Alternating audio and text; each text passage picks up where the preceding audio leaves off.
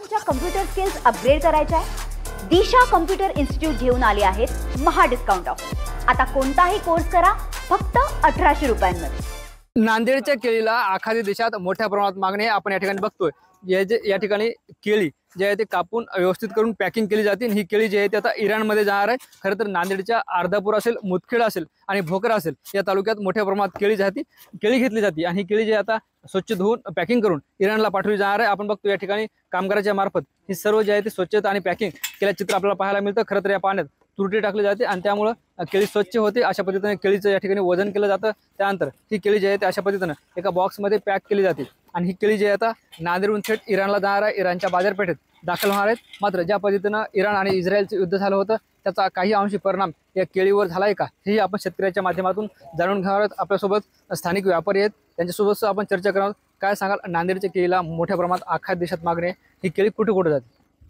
निश्चितच आखाती देशामध्ये नांदेडच्या केळीला फार मोठ्या प्रमाणात मागणी आहे आणि मागच्या आठवड्याभरामध्ये जे इस्रायल आणि इराणचं जे युद्ध झालं होतं त्याचा परिणाम म्हणून ह्या ज्या काही लोडिंग होत्या इराणच्या त्या थोड्या प्रमाणामध्ये त्याच्यामध्ये घट झालेली होती आणि परिणामी जी काही इराणला शिप जात होती त्याचे भाडेही या दरम्यान वाहतुकीचे वाढलेले होते। म्हणून जे रेट आपण मागच्या आठवड्यामध्ये आपल्याला पाहायला मिळाला तो केळीचा रेट हा 100 ते 200 रुपयांनी कमी झाला होता।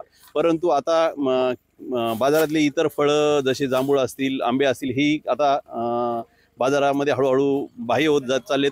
त्याचाच परिणाम म्हणून येणाऱ्या काळामध्ये निश्चितच केळीचे दर हे 200 ते 300 रुपयांनी वधारण्याची शक्यता आहे। नेमकी आखाती देशात नांदेडमधून कुठली नांदेड जिल्ह्यातून कोणत्या देशात केळी जाते?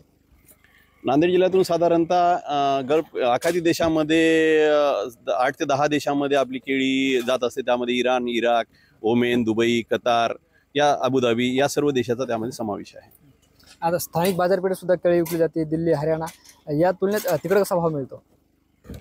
स्थानिक बाजारपेठेच्या तुलनेमध्ये निश्चितच त्या ठिकाणी 300 ते 400 रुपये दरामध्ये आपल्याला वृद्धी पाहायला मिळते। कारण बाहेर देशामध्ये जो केळी जाते त्याची किंमत ही बॉक्सवर ठरलेली जाते, डॉलरमध्ये बॉक्सच्या स्वरूपामध्ये असते आणि भारतात जी केळी जाते आपली इथे स्थानिक बाजारपेठेचा त्या ठिकाणी दबाव तयार होतो आणि म्हणूनच बाहेर देशामध्ये जी केळी जाते त्या ठिकाणी 300 ते 400 रुपये शेतकऱ्यांना निश्चितच दर जास्त मिळतो। इराण आणि इस्रायलच्या युद्धामुळे जे आहे ते काही पोर्ट बंद आहेत, त्यामुळे शेतकऱ्यांमध्ये सुद्धा संभ्रमाचं वातावरण पाहायला मिळतं। शेतकऱ्यांना काय आव्हान असणार आहे? नाही, यामध्ये संभ्रम असण्याचं कारण नाही, कारण एकट्या इराणचा जरी आपली एक्सपोर्ट जरी निर्यात जरी बंद असेल तरी बाहेर इतर आखाती देशामध्ये आपली निर्यात चालूच होती। त्यामुळे शेतकऱ्यांनी घाई न करता जो माल हार्वेस्टिंगला आलेला आहे प्रीमॅच्युअर माल न काढता हळूहळू जसं जून जुलै लागेल, श्रावण महिना लागेल, स्थानिक बाजारपेठेतही रेट हे येणाऱ्या आठवड्याभरामध्ये महिन्याभरामध्ये तेजीचेच राहणार आहेत। त्यामुळे शेतकऱ्यांनी घाई न करता वेळेनुसार आपला मॅच्युअर झाल्यानंतरच मालाचं कटिंग करण्यात यावे। निश्चित आपण बघतो हे होते व्यापारी निलेश देशमुख, आपल्यासोबत स्थानिक शेतकरी सुद्धा आहेत। मला सांगा, काय नाव आहे? तुम्ही पिकवलेली केळी आता थेट इराणच्या बाजारात जाणार आहे, काय भावना आहे? माझे नाव अच्युत गोविंदराव मुसे आहे। मी राहणार आंबेगाव, तालुका अर्धापूर, जिल्हा नांदेडचा आहे। सध्या आमची केळीची जे हार्वेस्टिंग चालू आहे या केळीला सध्या एक्सपोर्टला चांगला दर मिळालेला आहे। जे बाजारपेठेत बघितले तर सध्याच्याला कॅरेटला 1000, 1100, 1200 हा रेट आहे। तर जे हरियाणा, पंजाब जे मोठे जे चंदीगड गाड्या भरतात त्यांना रेट 1500, 1600 रुपये आहे। तर बघले तर आपल्या एक्सपोर्टला रेट चांगला आहे, तर मार्केटपेक्षा 200 ते 300 रुपये रेट चांगला आहे। याच्यासाठी शेतकऱ्यांना सुद्धा परवडते। एक्सपोर्टचा खूप फायदा होतो। आपला वेस्टेजचा सुद्धा रेट त्या रेटमध्ये आपल्याला फायदा होतो आणि इतर याच्यापेक्षा आपल्याला केळी उत्पादक हे फायदेशीर आहे।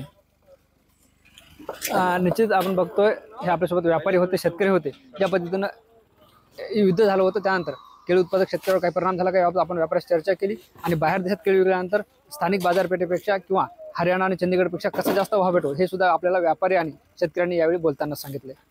ज्ञानेश्वर लोंढे, TV9 मराठी, आंबेगाव, नांदेड। मला तुमच्या कम्प्युटर स्किल्स अपग्रेड करायच्या आहे? दिशा कम्प्युटर इन्स्टिट्यूट घेऊन आले आहेत महा डिस्काउंट ऑफर। आता कोणताही कोर्स करा फक्त 1800 रुपयांमध्ये।